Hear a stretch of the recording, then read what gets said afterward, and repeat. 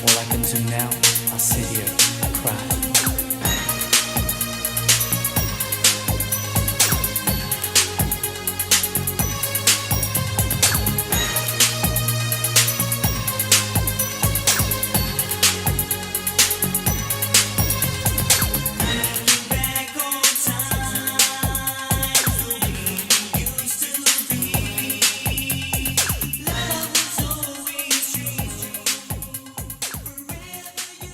Hey, what's up, everybody? This is the El Niño podcast. I'm Eladio Niño, and this is Real Everyday People. So thank God for another Monday. We are in the set over here at Lit Music Entertainment Studios. I feel very good. I had a very good weekend. Also, you guys may have seen some videos of me, and I put all through the neighborhood. I was on Michigan and Central, all the way to Michigan and Trumbull, to Corktown, to Delray. Like, I was everywhere, advocating, for the vaccines. So, if anybody's interested, May 26th, 1211 Trumbull at the DHDC, come on through and get your vaccines. Like, I understand that a lot of people don't really agree with it, and I respect that wholeheartedly. But if you have neighbors, family, friends, loved ones, elderly people, give them, please pass on the information that 1211 Trumbull on May 26th, they can come and get their vaccines. So, por favor, los que quieren o necesitan, hasta que si ni las quieres a las vacunas, por favor, pasan la información que el 26 de mayo en el Trumbull, el 12-11 Trumbull, que pueden venir en ese día del 26 de mayo para agarrar tus vacunas. So, I know a lot of people have a different opinions and perspectives on the vaccines. I'm one of the people who I disagreed with the vaccines and I didn't want to do it, but for the sake of others and for the sake of the well-being of the youth and the children and the elders, I went ahead and got my vaccines, just to secure, my community and my people, because at the end of the day, that's what my morality stands on. But I want to thank everybody for all your support, sharing, subscribing. Keep doing it for me. Thank you. I appreciate you. We got an awesome guest here today, man. I feel so privileged to have met this brother, man. And I've met so many good people through this brother Sombra. I met him, and he's introduced me to so many good brothers, man. Shout out to them boys, Grupo Monte. You know what I'm saying? And we got my dog El Oso here, man. What's up, my bro? Gracias por la invitación. Aquí andamos al millón. No, pues Saludos claro a la que raza sí. que anda viendo. We're gonna get lit tonight. You already know. Yeah, for sure, man. So I met this brother, man, did an interview with him. He shared his story with me, and I just felt like this story was something that needed to be shared with everybody. It can encourage people, it can inspire people, it can empower people and motivate people. So oh yeah, bro, tell him a little bit about yourself, who you are, where you from, where you were born. Me llamo Loso. My name is Juan Gutierrez. Mis papás son de Pachuca. I'm here born in Detroit, Michigan. Soy músico, soy requentista y vocalista y compositor para los Astros. And shout out to the boys que andan viendo ahí en sus casas. Saludos a los viejones, para el compa Chava, compa Dylan, compa Chris que anda por ahí. Saludos. Compa Dylan, dile cabrón que se viene de volada. Siempre hablando mierda y todo. No, but so tell us a little bit about your parents. You said what part of Mexico they from? Pachuca Hidalgo.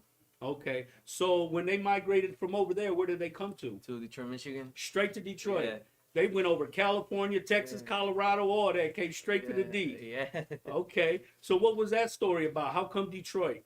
They came to Detroit just to look for jobs, like every immigrant, Mm-hmm. And I mean, every parent trying to look for a good dream for the children, and Yeah, no they doubt support about it, Yeah. Yeah. So what part of the neighborhood did you grow up in?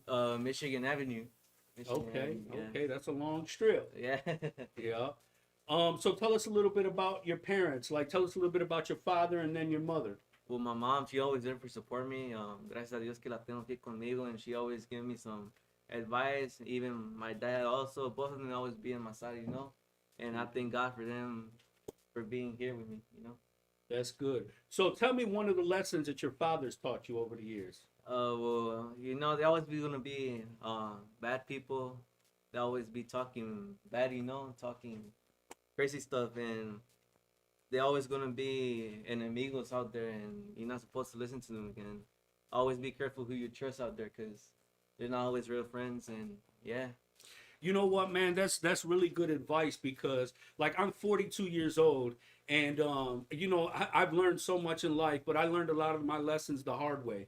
I was telling you I did 17 years in prison, so learning that lesson, going to prison, and everything that I learned in there. But the one thing that I did learn was about people, and for a long time I have resented my own heart because I've always been a good person. I've always been a kind person. I've always been very generous. That's the kind of person that my mother cultivated me and raised me to be. But at the end of the day, like, my heart was so blind that I always seen the good in people. And I would, like, put my blinders on and not even recognize, when people were lying to me, when people were, being disloyal or betraying me and stuff like that. So, as I went to prison, I really learned my life skills, my people skills, and I learned about people, what was real, what was fake, and the transitions that people go through. And my stepdad always told me, if you ever want to know who your friends are, put some money on the table and you'll find out who is who. So it's very important, to be able to be mindful of your family, your friends, you know what I'm saying? Because it's not always people who you don't know that be hating on you. Sometimes it's your own family and friends that hate on you, And since I've been home, like, I still came home with the same heart because I really embraced being a good person. But at the end of the day, man, there's so many people with so much ugly in them. You know what I'm saying? And it really gets discouraging from wanting to build relationships with people because it takes so much time to see the truth and the reality in people. Yeah. So for your father to give you that advice at the age that you are, he's really serving you some purpose. You know what I'm saying? Because it's going to help you filter out through the people who are no good for you to the people who are great for you. Yeah. So what about your mother? What are one of the things that she's taught you? I mean, advice. Always be strong. Don't give up. Do whatever you want. Never give up. We got our own dreams. Everybody has their own dreams, and I will never give up. And I promise them that I will get to the top no matter what. Woo! I love that. Apoya a la gente adelante, hoy y para siempre, ¿sí o no? Yeah, well. No doubt about it, man. Shout out to all the mothers, man, all the moms, all the fathers who've taken care of their business, who have, gone out their way to raise their kids to the best of their ability, to give them knowledge according to what they know, to cultivate them and bring out the best in them. So what kind of work does your father do? My dad does construction. Construction? Yeah, okay. construction, yeah. Boy, that's hard work, boy. Yeah. That's cool, man. So what was life like growing up with both your parents? It was a little struggling, I've been through rough times, and now, gracias a Dios, we are good now. Everything got back to normal, and different things changed, but we're still here, echándole ganas, gracias a Dios. That's good, bro.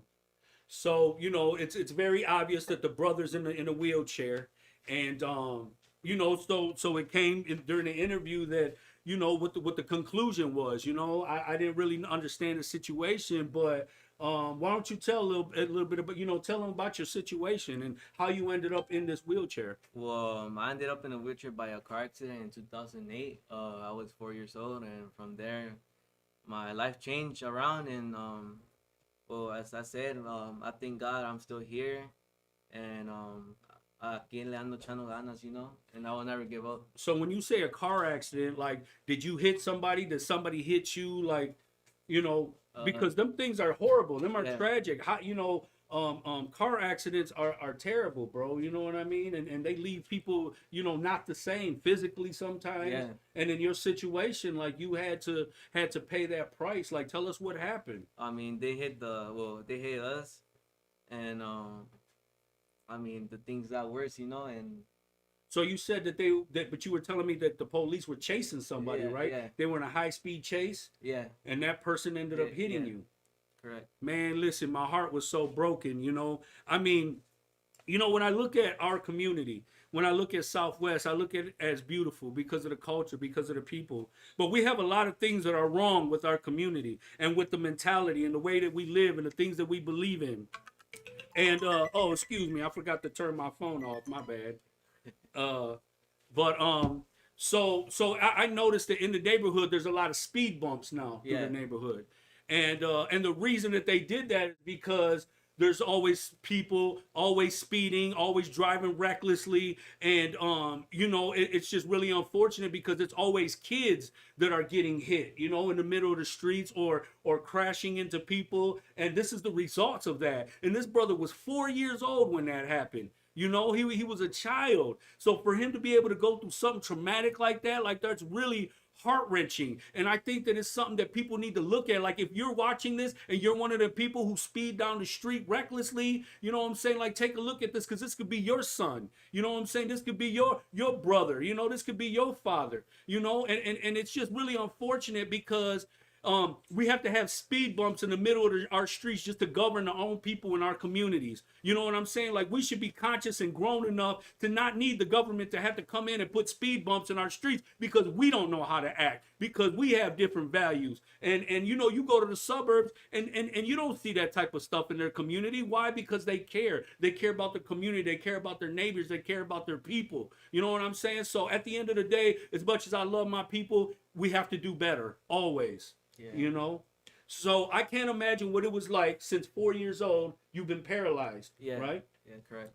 So that is a life-changing experience to have to go through, not only for yourself but for your parents as well. You know, that's a hard transition to have to go through, and that's really hard to accept. And a lot of people who go through this and even any other type of situations like that, you know, they start to get mad at God and resent God. Why me? Why did this happen to me, my kid, my child, my family? You know, but at the end of the day, like you said, your mother always taught you to be strong. Yeah. My mother always taught me to be strong. She always told me, only the strong survive me, only the strong survive. And that's one of the things I got tatted on me. One of the first things I got tatted on me when I went to prison, because when I went to prison, I understood that one of the things that I needed to be in life was to be strong.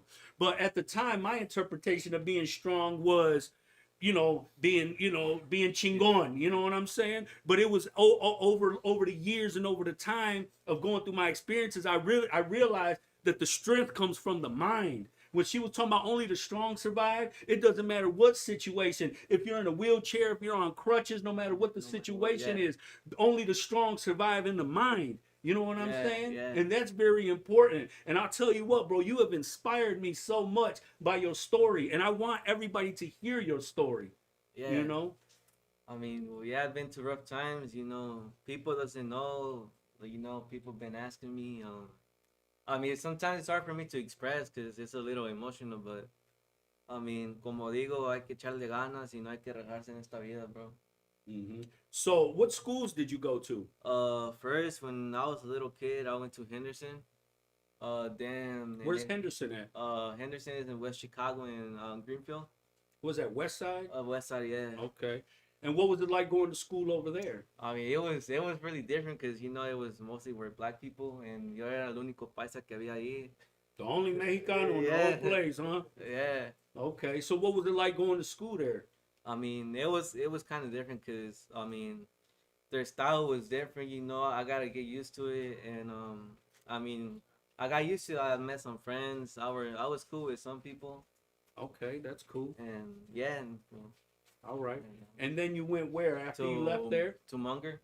To Munger, okay. That's McGraw, right? Yeah, McGraw, okay, yeah. over there on McGraw. So you transitioned from going to a school that was predominantly black. Now you're at Munger, which is more diverse there, right? Yeah. Okay. So what was it like? Was it easy for you to make friends over there? And then with your situation, like what type of challenges did you face going to school, making friends, you know, socializing, stuff like that? I mean, my challenges was the fear, you know, like entering to the schools, my first fear was like, dang, they might probably bully me or something, you know, make fun of me. But entering there, like, I just realized, oh, like, everybody just started acting cool with me, you know? And Munger really changed my life. I mean, I got really helped in that school. Everybody tried to help me, tried the best for me to feel comfortable in that school. And I thank them. Man, that's really dope, man. It's really good because there really are a lot of good people. We all are capable of doing good and being bad. And I know that there's a lot of people who embrace being cruel to people. You have people who are rude, they're cruel, they're disrespectful, but they just lack understanding and they're ignorant in their own ways. You know what I'm saying? But at the end of the day, there are still so many good people, man. And big salute and shout out to those who definitely reached out to you, who befriended you. You know what I'm saying? Because I know that a lot of them insecurities came from yourself. You know what I'm saying? A lot of times we see the world through our own eyes and through our own experiences. And if you didn't have that, you had that lack of confidence because of your situation. So you automatically assumed that you were going to go to school, you were going to get bullied, it was going to be hard to get along and socialize. And in the end, you ended up making a lot of friends. You know what I'm saying? And people really probably genuinely liked you for your character, for your personality. You know what I'm saying? And I just respect the fact that you didn't let you being in a wheelchair become a barrier for you to be able to move forward, you know, in your life. So did you make some good friends over there? Yeah, Munger? good friends. They still along with me, you know. They support me with my music also. Okay. With the sports, because you know I told you I play wheelchair basketball also. Yeah, that's dope. So who do you play for? I play for the Motor City Wheels. Motor City Wheels.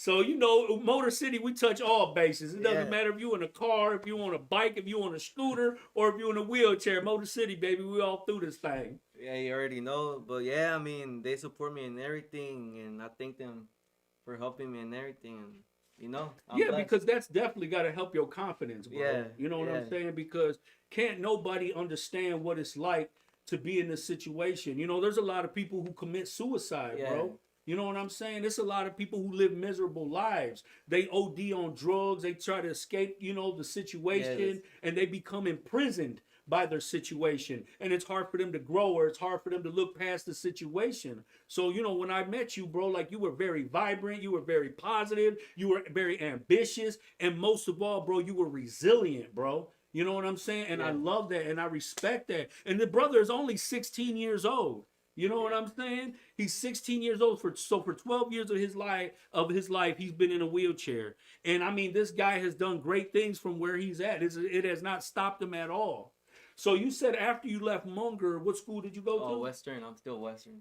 Okay, so you're at Western now, and I told him because I was with John Boy through the DHDC, and we had went up to Western because we were trying to recruit for the robotics program at the DHDC. So while we were in the hallway with the DHDC robot, I had seen this brother in the hallways with a couple of his compas, and they was just chilling with the guitar and stuff. And I'm like, damn, like, that's really amazing that in school they're, you know, embracing, practicing music, especially Mexican music. And I always told myself, like, one day, man, like, I want to meet this brother. You know what I'm saying? And I swear, like, God heard my prayers. God seen the vision and brought us together, bro. You know what I mean? And that's so dope because, like you said, you're honored. I'm honored as well, bro. You know what I'm saying? To be in your presence, man, for sure. Appreciate it, bro. So, what was it like going to Western? I mean, Western, I still had some friends that came from the middle school with me, graduated. I mean, it was a little different because, you know, it's high school, you know, it's my first year. But I got used to it really quick. I thought it was harder, like I thought, but it seems normal, you know. You just get it quickly. What did you think was going to be hard? Like, probably, like, bullying, the same things, you know, because it's, like, more older people there, like, you know. Did you automatically just think or assume that people were going to judge you because you were in a wheelchair? Like, did you feel like inferior to other people because of your situation? You know, and that's sad. You know, that's very unfortunate. You know, but at the same time, it's good to see where you at. You know, today, because you know anybody in this situation would have a hard time and may even look at themselves different. You know, I always tell people, like, look in the mirror and tell me what you see. You know, but see with your heart. You know, a lot of people in today's society, they eat with their eyes. You know what I'm saying? So they see the world through their eyes. But when you see the world through your heart and with the conscious mind, you start to see what you really made of. You see that you're a good person. You see that you have strength. You see that you have purpose. You see that you have life. And you see that everything that you've been through serves its purpose and all happened for a reason. I mean, it's really hard to explain, you know. But I mean, I'm here to help you, bro. Yeah, appreciate it. Yeah, I'm here to help you. I know sometimes it's tough to say what you mean and put things into words, bro. But I'm here to help you, bro, because people need to hear your story. I don't care if you're 16 years old or if you're 36 or 46. This brother is inspiring. He's very powerful, and I'm just looking forward to watching his life evolve, watching his career evolve, and watching him grow as a man. He's got a very supportive family. He's got parents that are very attentive to him and support him very much. And that's very important in helping build, a youth's confidence, And so I'm happy to see that you're able to walk life, with your head up, bro. You know what I'm saying? Yeah. Because you still roll around this earth like a Yeah, giant, bro, yeah. no matter what. Yeah, appreciate it. So what were the differences between going to Henderson, going to Munger, and now being at Western? I mean, I went to different experiences, you know. I've been to rough times, good times, and not bullying. I mean, by just getting used to the people there, you know. But I mean, like, thankfully, I got comfortable in different places. A lot of people been chilling with me, you know. Like, I positive vibes, you know.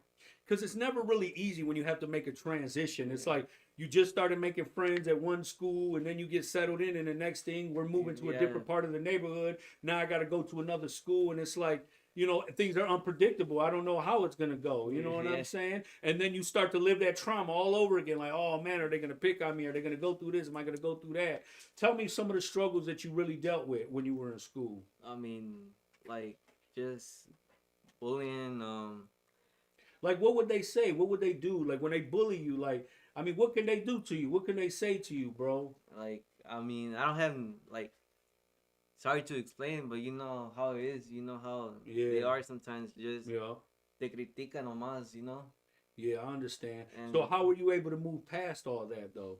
but I mean, just positive vibes. I mean, as my mom told me, siempre esté la frente en alto, aunque te diga de cosas. Don't listen to them. Them haters just want to see you down, you know. Yeah, no doubt about it. And Yeah. it's true, bro. Misery does need company. And you got people who are unhealthy with them, who are unhappy with themselves. So they look at the world like everybody's miserable just like them. Like they say, misery wants company. And it's really like that. And you have to be strong because negative energy is powerful just as much as positive energy. Yeah. You know what I mean? So I definitely salute you for keeping your head up, for staying positive, bro.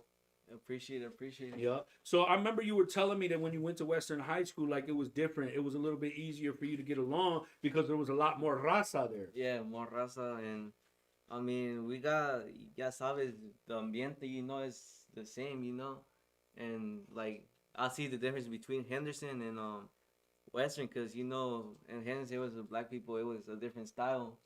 Over here with la raza, you know, you already know they're our own ambiente, you know. We get along to each other and everything.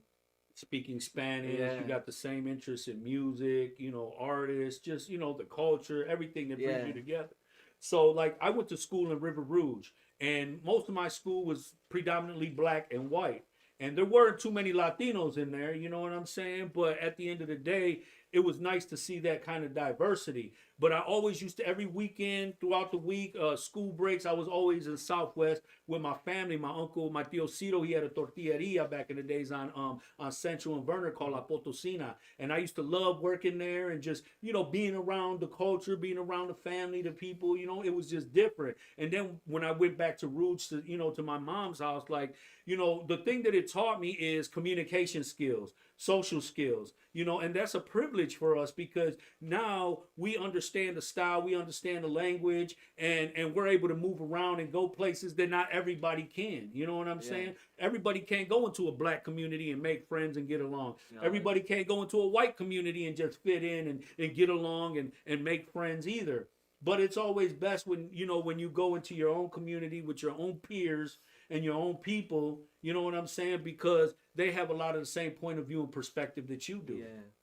Yeah, I mean, la neta, my life changed around, you know, and it's just really hard to explain, you know, because I've been through a lot, and Well, talk about it, baby. Yeah. Tell us about it. Tell us what is a lot, I We've mean, all been through a lot, yeah, baby. up Tell and us some of the downs. stuff that you went through. I mean, like getting independent by myself, I needed a lot of help, because you know the reason, because I'm in a wheelchair, probably like carrying me, you know, and helping me change. But thank God, I mean, I went to therapy, and I just really got really independent with my own stuff, you know, like as everybody, you know. Mm-hmm. And right now we're just living life, um, happy, you know. Yeah, because for most people, who just see what they see but don't really understand the struggles that come with it. Imagine being in a wheelchair. I always one of the life skills that I taught was empathy. And the only way to understand what people are going through is if you put yourself in their position. So imagine yourself being in a wheelchair and everything that comes with it. Needing somebody to help you eat, needing somebody to help you get up, to take a bath, to sit down, to lay down. You know what I'm saying? All the uncomfortability, just getting in and out of a vehicle, stuff like that. Those are challenging, and especially, for your parents, because they're the ones, as this happened to you as a child. So they had to really raise you, you know what I'm saying? And their whole life transitioned around you and your situation. And what I see, bro, is your parents love you so much. Yeah. You know what I'm saying? And they tend to you like hand and foot. And that is beautiful because that's what helps your confidence, your encouragement. You know what I'm saying? That's what gives you strength. And I know that it's very important just as a person, just as an individual person, is that independence. Independence, yeah. Being able to stand up on your own, being able to take a shower on your own, being able to use the bathroom on your own. Yeah, I mean, it was really hard for me to get comfortable with a wheelchair because, it was also something new to me, And right now, I just be independent. I just do my own stuff now. And also thanks my parents for also helping me in the beginning since I was in the wheelchair. Okay. By getting comfortable. So you said your father does concrete work. Was there ever a time in the day where you were there or learned it? Yeah. Or he tried to teach you even with your situation? Like, yeah, I mean, I mostly go with him every week, every weekend. Just go see the jobs, go see how he does the jobs, And I be learning new stuff, I've been talking even to the house owners how, like, because sometimes they're rich, Yeah. And no doubt. I mean, it get interested, like how He calls you in to give the estimate, huh? yeah. But I mean, I be asking them like how was their life, and I've been meeting new people, how to start a company, and that's what I'm trying to learn after high school also, how to start a company, because I'm trying to get my dad's company more bigger, Man, that's dope, man. That's beautiful that you still got a vision, that you still got momentum, that you still got inspiration, that you want to grow, that you want to contribute. You want to help your family grow. You want to help the business grow. You know what I'm saying? Yeah. Like, that's beautiful, especially not only to be 16 years old and be thinking like that, but to be going through all the stuff that you've been through in your life and still have that type of view on life. It's very beautiful. It's very rich, bro. You know what I'm saying? Because there's people with 2 legs, 2 arms, 2 eyes, and they on the corner begging right now for $2. Ain't got nothing wrong with him. They can work, they can do whatever they want to do, and they choose to stand on the corner and beg. You know what I'm saying? And you got a brother like you at 16 years old who is motivated to do what I can do, to learn what I can learn, and invest in yourself constantly, bro. Yeah, I mean, yeah, it's crazy, Mm-hmm. It is really crazy just seeing people begging for money, and really young also, like bro, you can work and but I mean, that's how it's life, Do you ever think that, like, what is it that you want to do? You want to expand your father's business? Yeah, expand Okay, it that's and cool. make it big. And you just want to be the boss, huh? You Yeah. just want to sit back and, hey, levanta eso y muévete eso. My man, that's cool though, man. You deserve it though. Appreciate it, bro. La neta. Yeah, no doubt. You're still in school now. What grade are you in? I'm a sophomore. Okay, all right. So how is school for you? Like studies and all that? And then I know like right now, like a lot of youth that I work with, they're going through school over Zoom. Yeah. You know what I'm saying? A lot of times that can be stressful, and then like I run my classes through DHDC. I run the Joven Noble curriculum with all the youth. And sometimes they're just exhausted. Like, man, I just got out of school for 2-3 hours. Now I got to jump on here and do class with you for an hour or two. You know what I mean? I mean, it is really difficult. I mean, this year it kind of sucked because of the virus. Yeah. And I mean, I see some of my friends are complaining also that they having a little bad grades because it's a really difficult, to be honest. But I mean, we try our best to keep them grades up, Yeah, because I mean, I can understand it can be challenging, it can be discouraging Yeah. because you're not in an actually classroom school setting. You don't really have like your teacher there, or if you need special attention, Yeah. or some undivided attention on things, like it's hard to get that out of a Zoom meeting. And I understand that it can be stressful, but from what I'm hearing, is Big Gretch gonna come through June 1st. She gonna open us up about 50%. You know what I'm saying? And then July 1st, we're supposed to be all the way live again. So, I hope that it happens that way because I'm ready to get back to normal. Yeah, You know what also I'm me, bro. saying? I'm ready to go dive in something, you know what I'm saying? Go swimming or something, you know? Oh, yeah. Yeah. So you said you've been going to physical therapy. Has that really been helping you and Yeah. making a difference? Yeah, really different. As I told you, they always been teaching me how to be independent to everything, changing, taking your bath, everything. And right now I'm just being me, as everybody be independent. And I really also thank them for helping me also. Yeah, that's dope, man. Being independent is being very powerful. You have to be responsible Yeah, to be independent, and that's a hard concept for people to adapt to because a lot of people are accustomed to people doing for them. That way when things go wrong, they can blame others. You know what I mean? But when you become independent, that means you hold yourself accountable for your actions. You know what I'm saying? That means when I do good, I can pat myself on the back. And if I do something wrong, I know how to yeah, correct my errors. I'll hold myself accountable for that.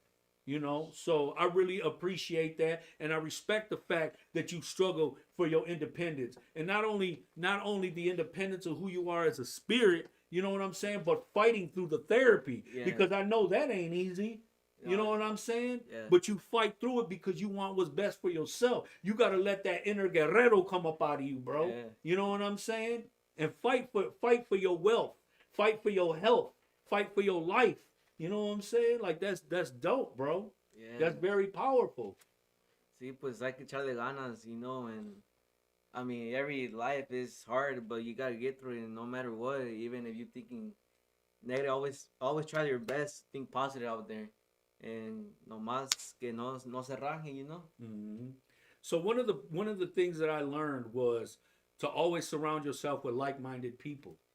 And you said at Western you made a lot of good friends and you've connected with a lot of good people and you've even built like your own little social circle now. Yeah, Okay, and I'm assuming that they're very positive, they're very yeah, strong, very positive. motivating, Yeah, and stuff like that. So, what kind of conversations do you have? I mean, mostly about music, life and dreams. Well, mostly about music. Music is my life for me. Yeah, no doubt about it, Sports, man. basketball. Man, that's really dope, though. You know what I'm saying? Even playing the sports, the basketball. Like, how are you? Are you good at it or what? Yeah, well, yeah, You be doing your yeah, thing yeah, or I be what? doing my thing, Yeah, we travel a lot with the basketball team and meeting other teams, even famous basketball players from the Oh wheelchair yeah. leagues. Yeah, Wow, that's cool, yeah, bro. and Did you take pictures and all that? with some few You people. smiling, happy as hell, Yeah, wasn't you? I actually had a friend when I was little. He became a big player. He's a pro now. Oh yeah. Yeah, Damn, that's cool, bro. That's really good. I love seeing brothers who come from, communities, urban communities, where it seems as if we're not supposed to make it. We're not supposed to be smart. We're not supposed to survive. You know what I'm saying? Like and when I see the resilience in my people, when I see the resilience in brothers like you, in myself, in my community who are thriving, that really makes me proud because we had to fight. We had to fight for our growth. We had to fight for our progress because once upon a time, that same community was self destructive. We lived in a community of crab in a bucket. You know what I'm saying? Where everybody was just hating on each other, messing on each other, lying to each other, disloyal to each other, killing each other, all that kind of stuff. And now I see more unity within the community. I see the raza, they come together and they beautify the community. This brother, they live in a beautiful home and they did all the work themselves. You know what I mean? And like I said, it just takes me back to the story of the Aztecas and the Mexicas that back in the day they built an empire on the land of Aztlan, on swampland full of snakes, and they built an empire that ruled Aztlan for a long time. You know what yeah, I'm saying? But just like any great civilization, just like Rome had fell, the Aztecs have fallen, and history just repeats itself over and over. over and over. Yeah. Yeah. So, what kind of student are you, bro? Like, what's one of your favorite subjects in school? Subject, probably science is one of the funnest classes. I mean, I For had. real, you want to be an astronaut, huh? You want to roll on the moon? You gonna be in your wheelchair burning wheels on the moon, huh? But yeah, I mean, science. I mean, it's been fun since elementary, you know, Okay. and just learning, just seeing new things. But I think that's the only subject I really like from school. Yeah. Yeah. Yeah, I don't know, man. I guess gym was my favorite. I like gym. But you know what? I really like spelling in English too. Yeah. You know, I like to be able to spell because I was good at it. I used to love reading. I used to love writing, stuff like that. And it's crazy because when I look at my life today, I still love to read. I still love to write. I love to learn new words. I try to learn how to articulate myself. And you know, it's just very empowering, and it really opens up doors. You know, when people see that you invest in yourself and educate yourself, you know what I'm saying? And I can speak on many different levels. You know, we can go to the streets and we can talk the shit, or we can go to a board meeting. You know what I'm saying? And we can do that as well. You know, so it's really important to be diverse, to be open minded, always invest in yourself and educate yourself to be better. You know, and I also believe in the each one teach one theory. You know what I'm saying? What's good for me is gonna be good for you. Yeah. Correct. Pues that's how it is, you know. That's So what's your favorite meal that your mom makes for you? the meal, las enchiladas. I The love mole, enchiladas. las You enchiladas, like the that mole. mole too, huh? Yeah. You know what's crazy about mole that I learned is that mole used to be like peasant food. Like the poor people, like the peasants of Mexico, like that's what they used to feed them.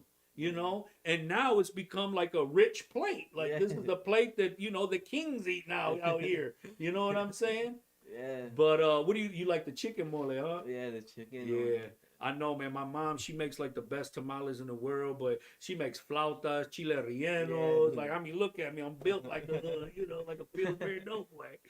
But No, but you know, man, you know, I just love seeing young brothers like you thrive. You know what I'm saying? And then you connected to so many other good brothers, and watching you guys be able to move forward together. yeah, I mean, my dream is to, like, to motivate other people. You know, no matter what. If you're in a wheelchair, if you're, I like, just always think positive. Work hard for your dreams, no matter what.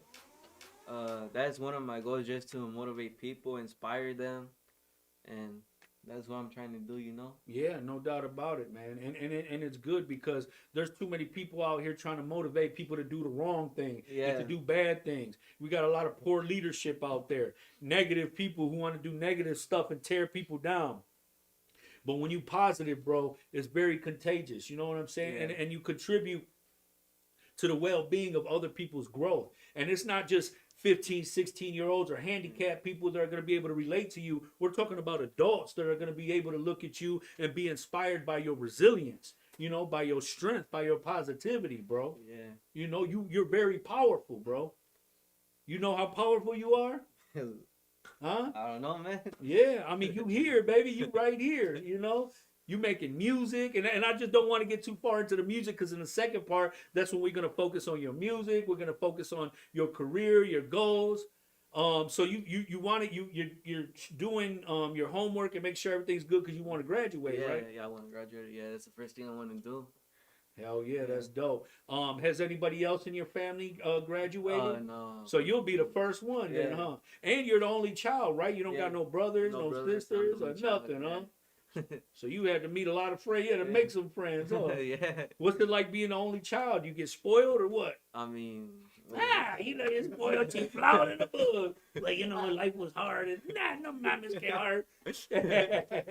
No, but you like Sombra también. He was telling me he was the only child. I was like, damn, for real? I was like, even if so, sometimes you got, you know, a million cousins though. You know what I mean? yeah. Do you come from a big family or is your family? My family's really big, you know. Yeah, hell yeah. And then when you guys marry into other families and make you even bigger. Bigger, yeah. Yeah. So were you a ladies' man or what in school, man? I know the girls, oh, take me for a ride. Let me find out you taking for a ride down the hallway in Western. Nah, I already got a girl, man. Yeah, that's cool. Hey, that's good, man. That's beautiful, bro. Yeah. So, you know, just like, what about like going through the child line and all that? Like, were you able to go through like lunchtime? Like, Yeah. were you okay? You was on I your was own? okay doing my own thing, you know, like always positive, you know. That's good. So listen, it was great so far, kicking it with El Oso, and we got a treat for you guys during this intermission, and we'll be back to talk more about El Oso and his music with Los Astros. Stay tuned.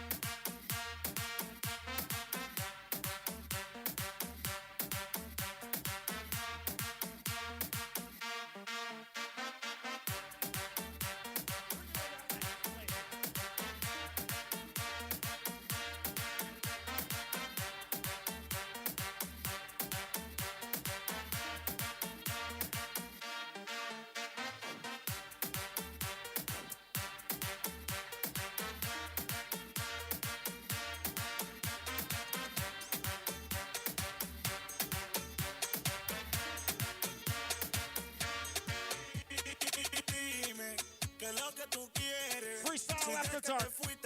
DJ Mike Torres. Let's get it. Si eso te detiene, abúscate a otro, te voy a decir lo que te conviene. Esa loquera, tumba la tumba la tumba la tumba la tumba la tumba la tumba la tumba la tumba la tumba la tumba la tumba la tumba la tumba la esa loquera, tumba la tumba la tumba la tumba la tumba la tumba la tumba la tumba la tumba la tumba la tumba la tumba la tumba la tumba la túmbala, bájala, que tú a mí no me va a controlar. Túmbala, bájala, que tú a mí no me va a controlar. Túmbala, túmbala, bájala, bájala, que tú a mí no me va a controlar. Túmbala, túmbala, bájala, bájala, que tú a mí no me va a controlar. Supéralo y ponte pa' lo tuyo, que tú la estés pasando mal, eso es problema tuyo. Tú pensabas que lo mío era tuyo y tú saliendo de noche como cucuyo, tanto bombo que te daba y nadie te compra todo lo que te compraba. Ahora me sobran pilas de nalgas, si tú estás malga, pon tu tema duro y valga. Dime, ¿qué es lo que tú quieres? Si desde que te fuiste tengo la casa llena de mujeres. Pero si eso te detiene, abúscate a otro, te voy a decir lo que te conviene. Esa loquera.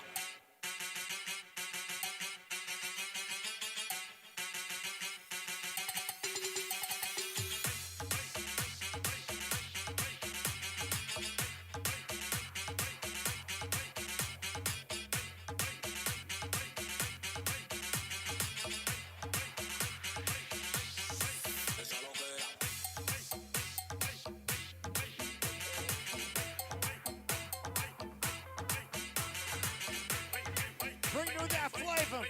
You already know Lit Music Entertainment. Blood Junkies. Let's get it.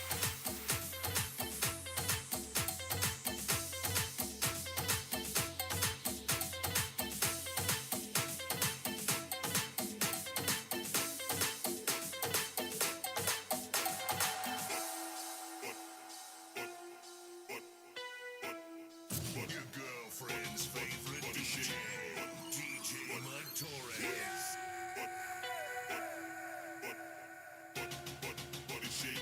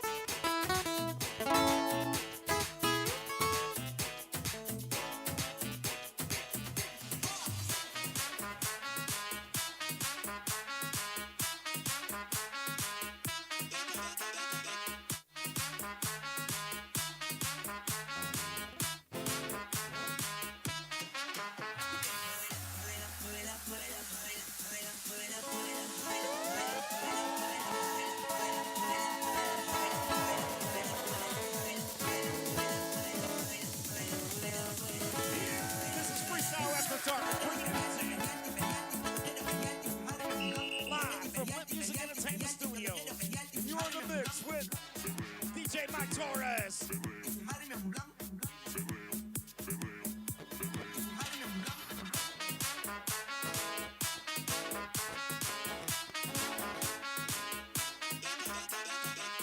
Let's go.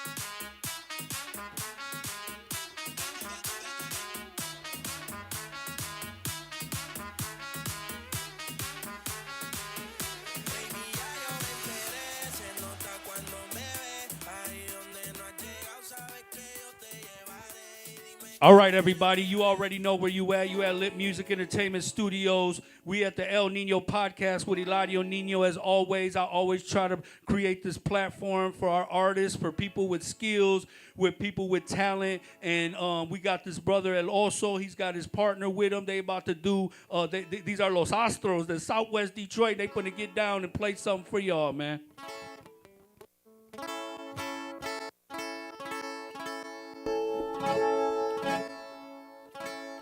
Have to be blinking, right? No, I gotta stop.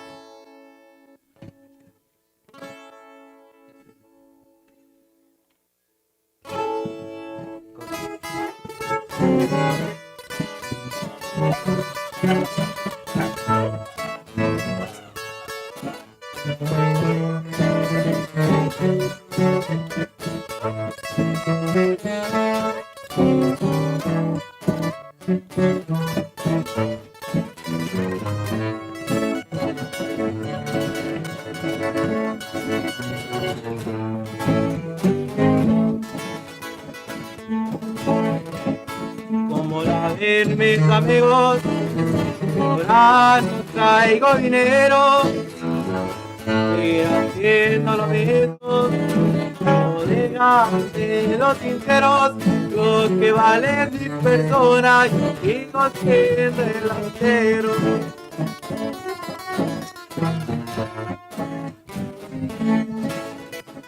Muchos no quieren verme, tengo que darles ni siquiera una llamada para perder, para saludarme. Voy a hacer mi propia caga, está con mi propia sangre. Pero no hace el hombre hace el dinero. Que salga de loco quien ha sido cero, pero sigo siendo el mismo que mis pelas del cerro.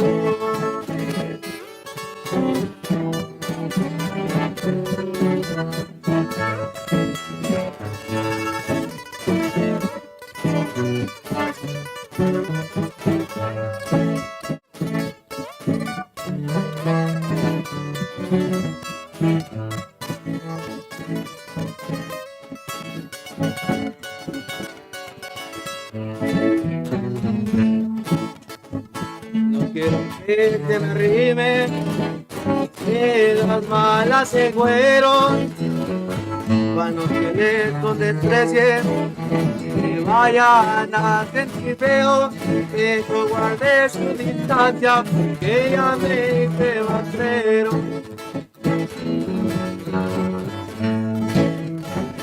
Ya se me acabó hasta el miedo, y lástima tengo nada. Ya bailé con la más fea, y bailé toda la tanda. El costal lleno de tierras, de color hasta el alma.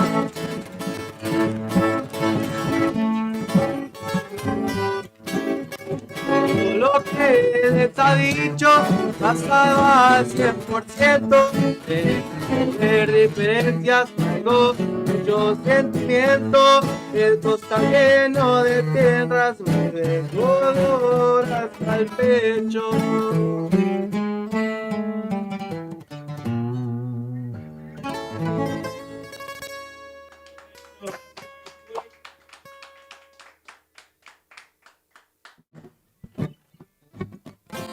Vamos con la otra, el centenario por ahí.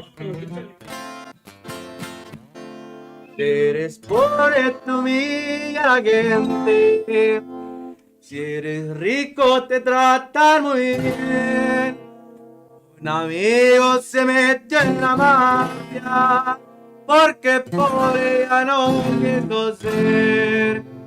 Ahora tiene dinero de sobra, por costales le pagan al mes.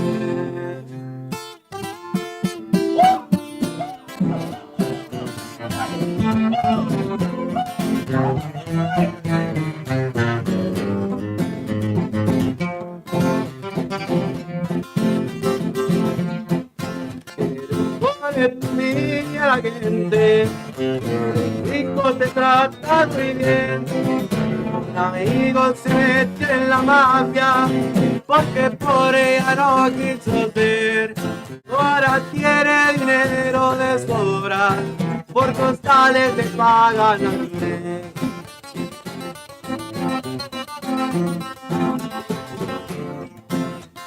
Le dicen el centenario por la joya que brilla en su pecho. Ahora todo lo ven diferente, se acabaron todos sus desprecios, no más porque trae carro del año, ya lo ven con el sello.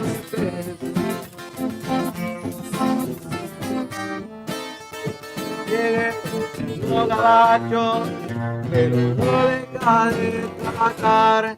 A Los Ángeles a cada rato y regresa con un dineral. Le recibió desde arriba y la cumple por el lugar.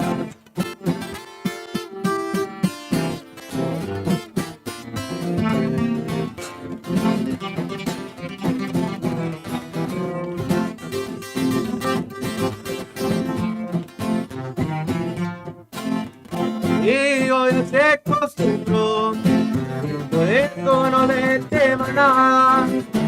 Acuérdese, pero sea tranquilo, por Tijuana y por Guadalajara, y también por San Francisco, y también por Las Vegas, Nevada.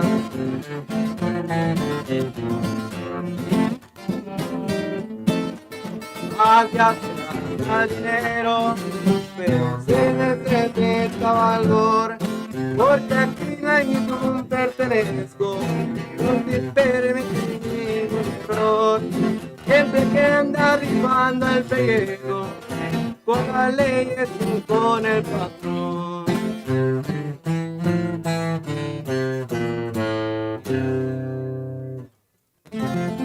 Ay, disculpe por ahí, puta. Vocaciones, ya estamos, saludos para los compas, los santos que andan por ahí, ¿verdad, compa Chris? Saludos. Para el compa Dylan, compa Chava, viejo, que anda por ahí. ¿Cómo te encuentran? Los Facebook, pueden en encontrar YouTube, de todo. en Instagram como Grupo Los Astros Oficial, right? Grupo Los Astros Oficial, yeah. Así es. Grupo Los Astros Oficial, baby. This is real everyday people, baby. What's up? Hey, you guys did a great job, man. I love it.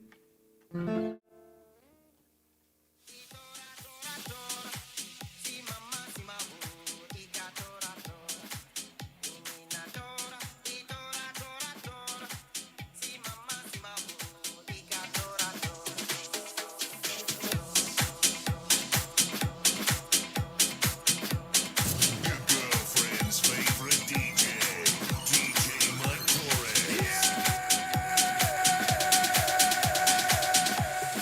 Oye, mami.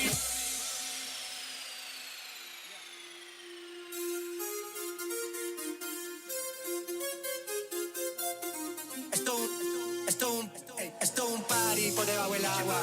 Baby, busca tu paraguas. Estamos bailando como peces en el agua. Ey, como peces en el agua. No existe la noche ni el día. Aquí la fiesta mantiene encendida. Siempre que pasa me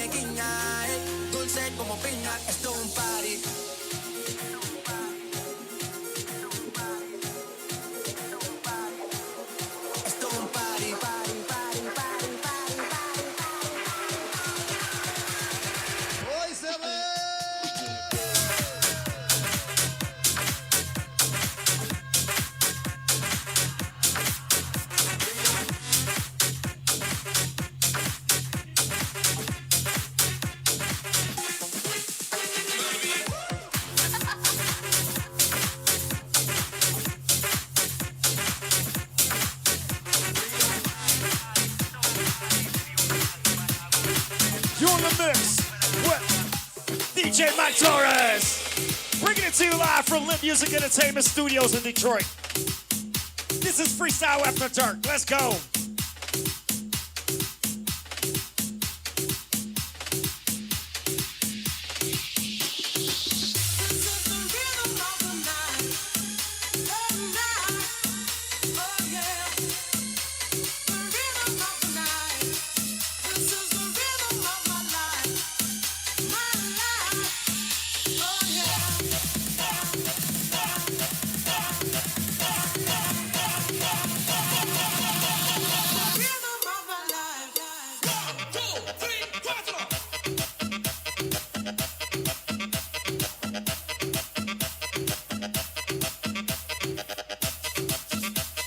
Who loved those Latin drums?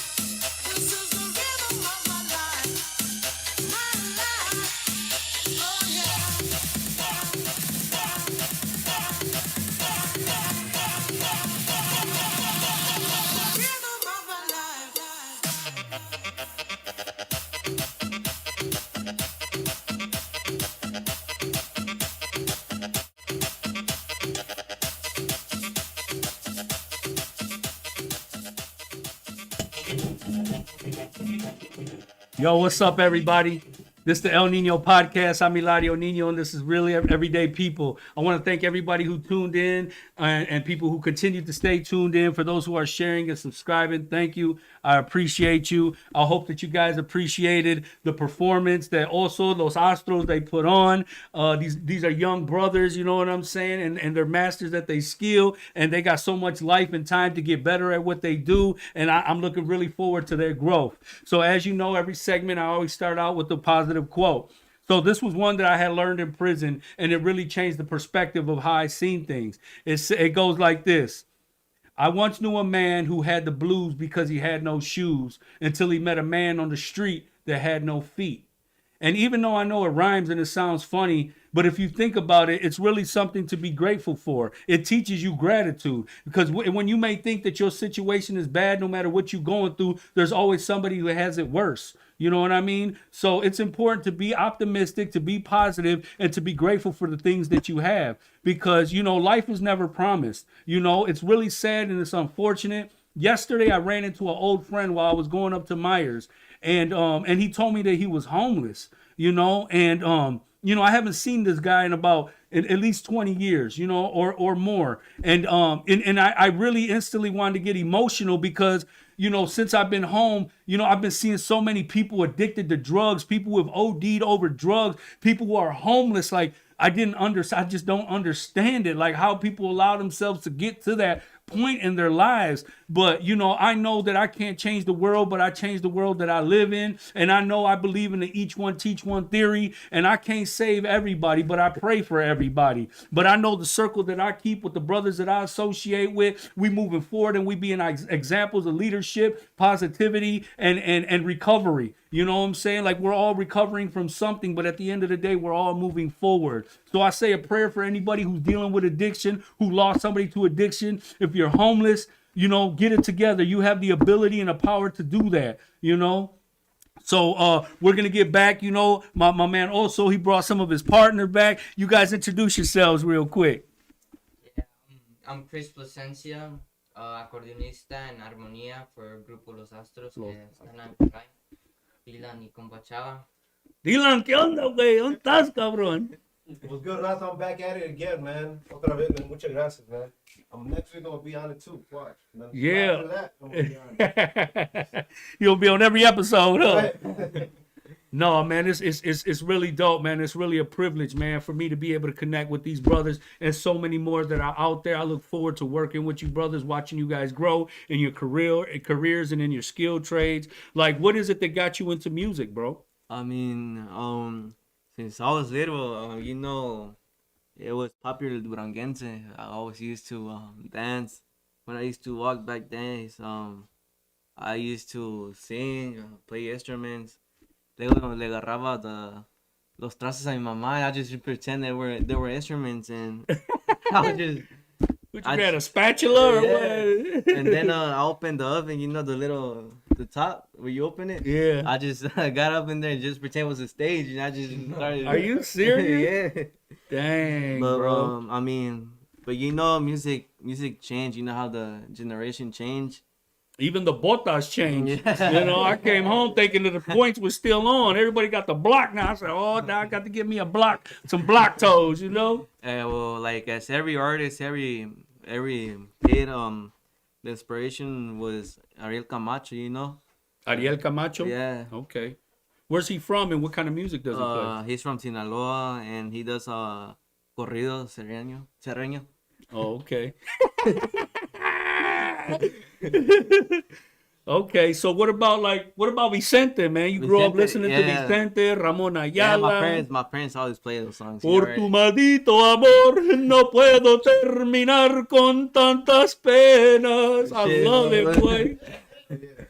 Big boy gritos, you know? Hell yeah. Échate un grito, sombra. Hell no. Southwest Mexican, that's the difference. I swear. Yeah.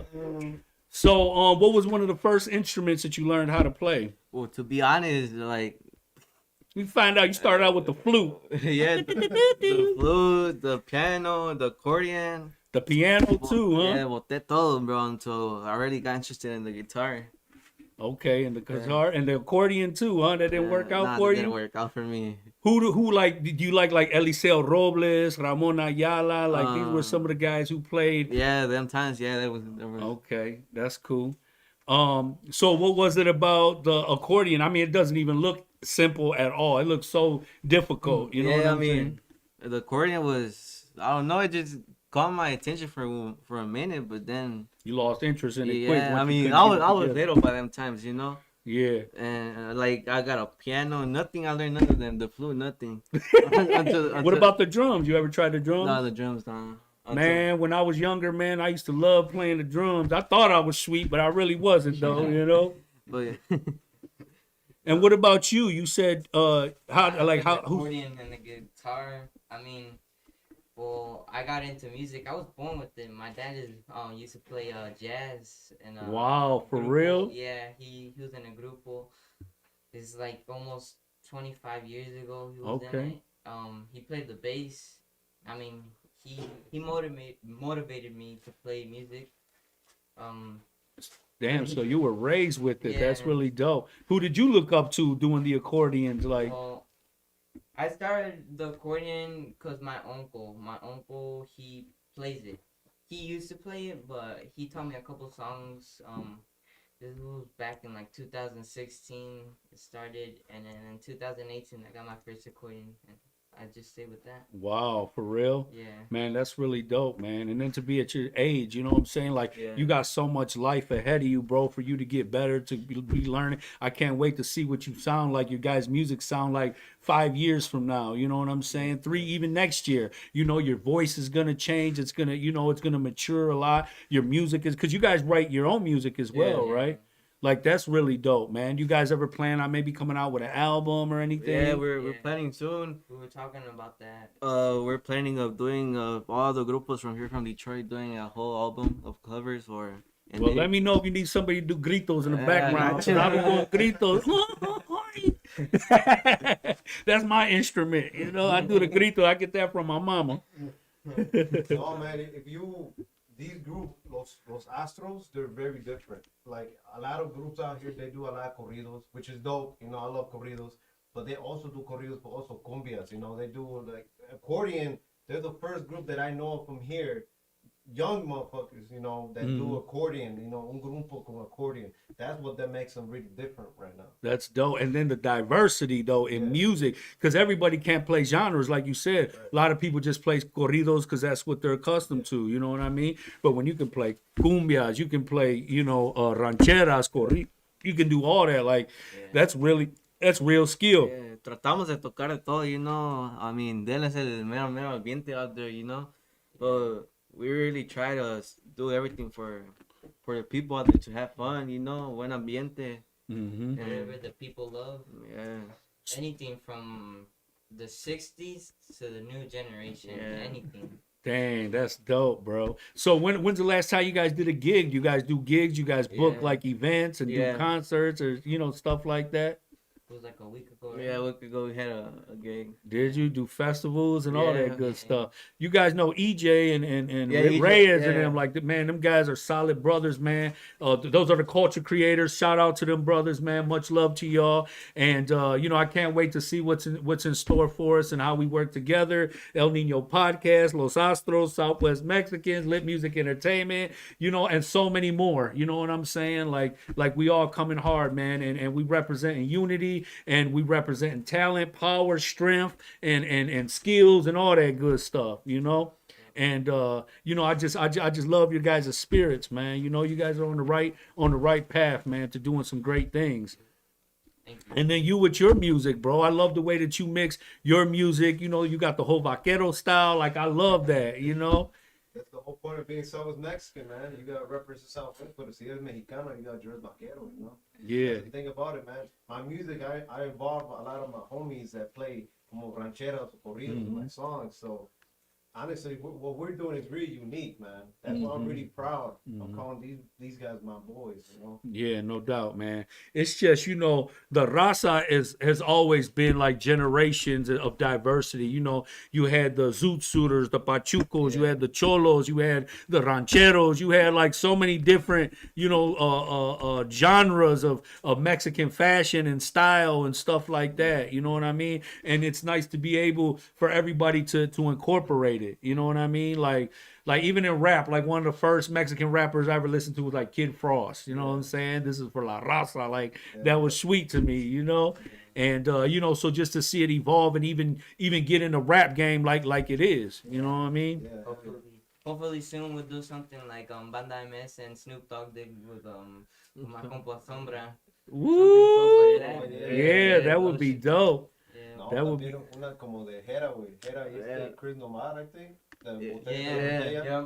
Man, you ever heard that song, Botella tras Botella? No, I haven't, bro. Like you guys are teaching me a lot, like about bucanas and all. Like I'm learning a lot about, you know what I'm saying? Just the music, the genres, the botas, the styles. Like I'm learning it, bro. I've been absent for 17 years, so I'm just like really catching up. You know what I'm saying? On my raza, on my people, just seeing the transition that the community's going through, seeing the transmission. I mean, the transmission, not that miss. The transition. You know what I'm saying? Of our raza evolving and growing and migrating and bringing the culture and the music and blending it. You know what I'm saying?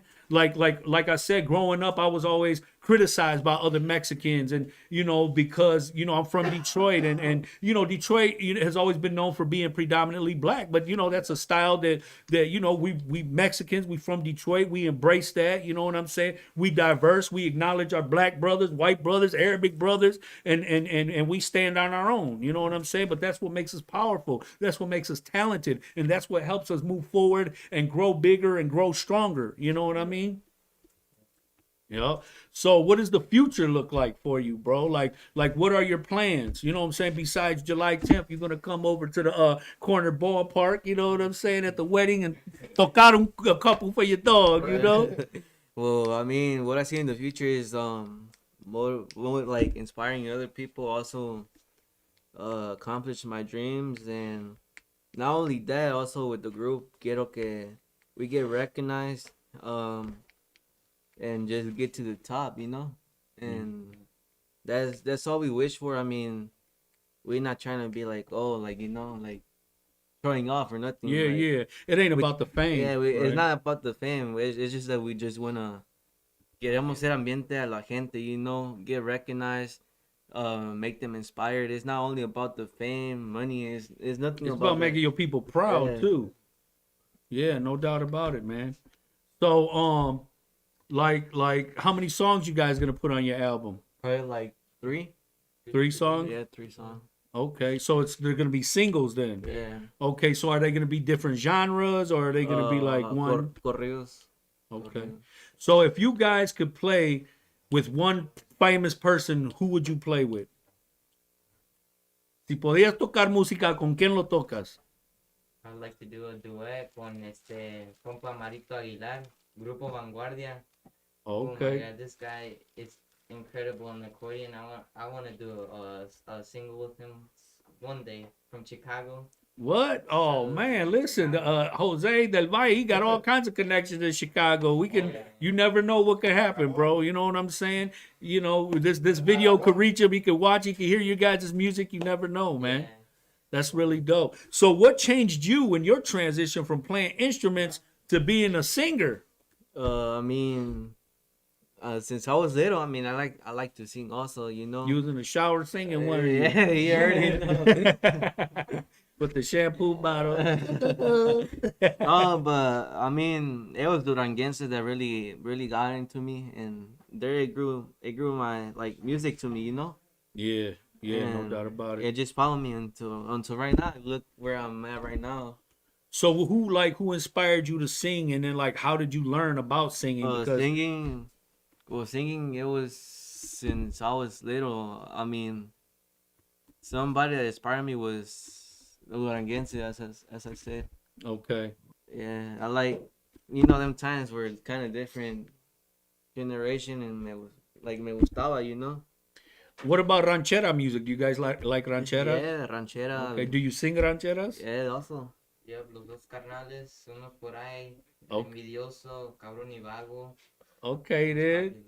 Yep. That's dope, man. You guys got to put me hip to it, man. Yeah. We got So, you. hell yeah. Sombra, what about you? If you could make a song with somebody, who would you make a song with, bro? These guys right here. Woo, my dog. I thought he was going to say SPM or something. No, that's really dope, man. Just to see your guys' talent, man. You know what I'm saying? You guys are just, hitting all genres, like how much support are you guys getting locally, like from the neighborhood? Honestly, we just did a pattern park, right? That pattern park was just random. We just promoted ourselves, and they got a lot of people. They pulled a lot of people by themselves, nobody else. Just us promoting it, no money involved. Just sharing it to everybody, and they got a lot of love, man. Pattern Park was packed that day. That's really dope. They was playing good soccer. I'll never forget that day right there. I'll never forget. I just seen the picture. You guys were all together by the truck, took the picture. Your dad was there and everything. I said, dang. That day got packed, man. The cops pulled up everything, but they didn't shut us down, because we weren't doing nothing bad, Yeah. We were just having fun celebrating Cinco de Mayo, you know. Yeah, no doubt about it, man. That's really dope, man. I love it when we can have peaceful events like that where everybody's just there to celebrate life, enjoy music. Like, because me growing up back in the 90s, bro, like you couldn't have a good time like that. You know what I'm saying? And my heart used to break because when I was in the joint, I used to hear about everything that was going on during Cinco de Mayo. Brothers were getting killed, sureños, counts was getting shot, carnivals, festivals, to the point where they done shut everything down. They don't even let us have parades no more, festivals, carnivals, nothing. And I was like, damn, how sad and unfortunate is that? Again, we had to have the government come step in and teach us how to live our lives because we don't know how to act with each other. You know what I'm saying? We got to think like giants. We got to walk like giants. And we definitely got to do better than that. You know what I'm saying? Because, life is not anything to play with, man. Life is very serious. I was responsible, in a murder case for taking somebody's life. And he was 17 years old at the time. And he had a baby on the way. You know what I'm saying? So I had to live with that. But the way that I live with it is being able to do my best by building with brothers, by being positive, by passing on knowledge to other brothers, uplifting people and teaching them how to be their best and to do better, not only for themselves, but for their household, for their community, for their peers, for their family and everybody involved. You know what I'm saying? Because, at the end of the day, bro, like I don't have the right to take nobody's life. Nobody does. You know what I'm saying? God gives life and God takes life. You know what I mean? And so my only mission in life is to be a contributor, bro. You know what I'm saying?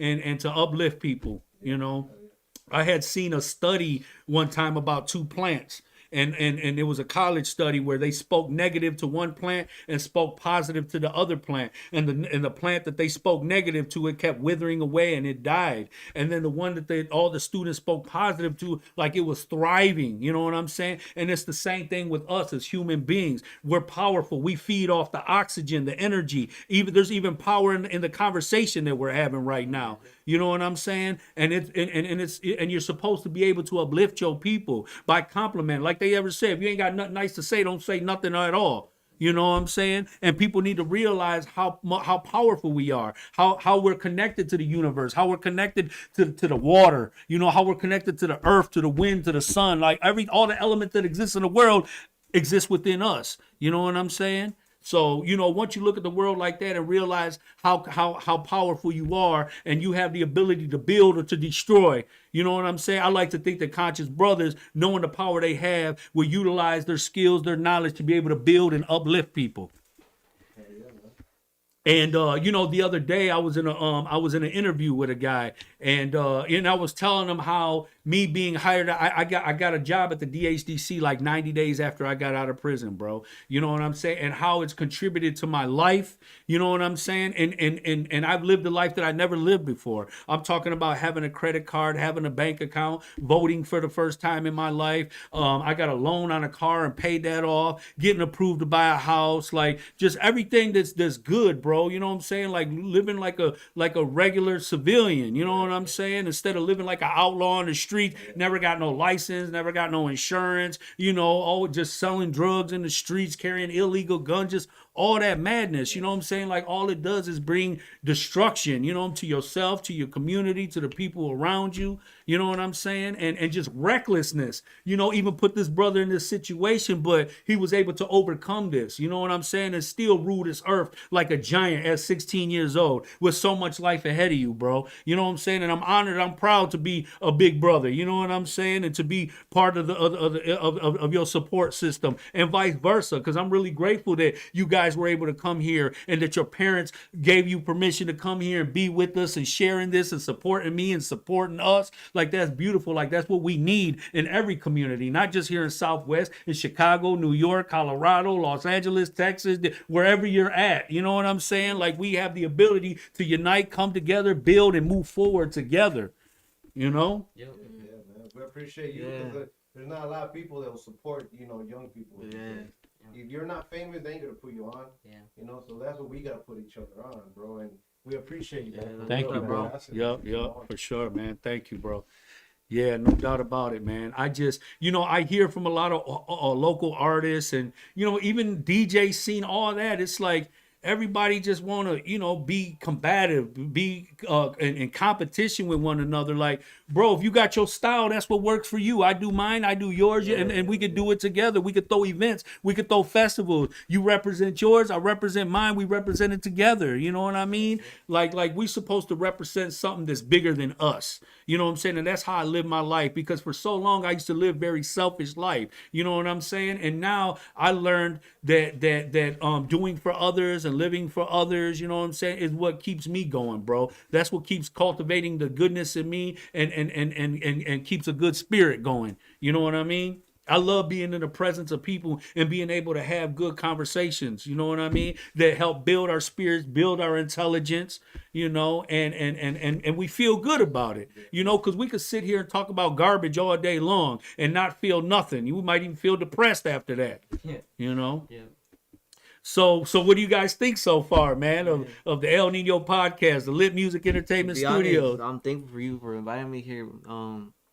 It's just amazing, you know, for being here, and la neta, I appreciate you, bro, for having me here, and also we want to inspire more people, you know, as you, I know you want to too. Absolutely. Everybody does, you know. Yeah, we have to be the example, Yeah, bro. I mean, I just see these people just be trying to be showing off, and la neta, I don't get it, like, you know. Well, the thing about it is that, you know, you guys are humble, you know what I'm saying? And the reason you doing it is for a whole different purpose than most people. Like, a lot of people do what they do because they want money, because they thirsty, they want fame, they want recognition. Yep. But like Vicente Fernandez got a song called El Hijo del Pueblo. You know what I'm saying? And that was my father's favorite song, bro. And I love that song. You know what I'm saying? And he just talks about humility, how to be humble and to be a man of your community. You know what I'm saying? Another one of his songs, El Rey, sigo siendo el rey. Like, you know what I'm saying? Like, I don't need riches. I don't need gold. I don't need diamonds. I don't need everything to feel like a king. You know what I'm saying? Conversations like this, having a good meal, that's what makes me feel like a king, and treat brothers like kings and our women like queens. Yeah. You know what I mean? And just be a person of humanity, to have the best interests of everybody involved. You know what I'm saying? And I know that it's not easy, and we can't change people, but we could pray for them, and we could definitely be examples, man, positive examples of what strength looks like. But listen, I definitely appreciate you guys coming here, man. Thank you very much. It's definitely been a privilege. The performance was great. I'm looking forward to seeing you guys perform in the near future. All you guys, I wish you guys all well. If there's anything that I can do to support you, I'm here for you, man. I'm thankful for I got so much love for you guys, man, and respect. But now what I'm gonna do is I'm gonna have you guys get a marker and sign the Wall of Fame, man. So let's get to it.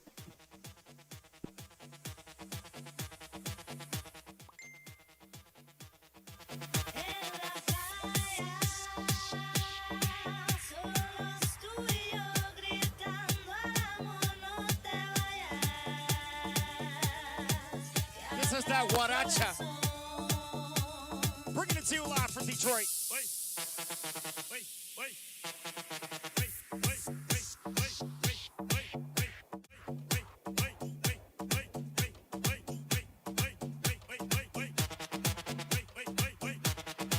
We got El Oso in the house. We got Los Astros in the house.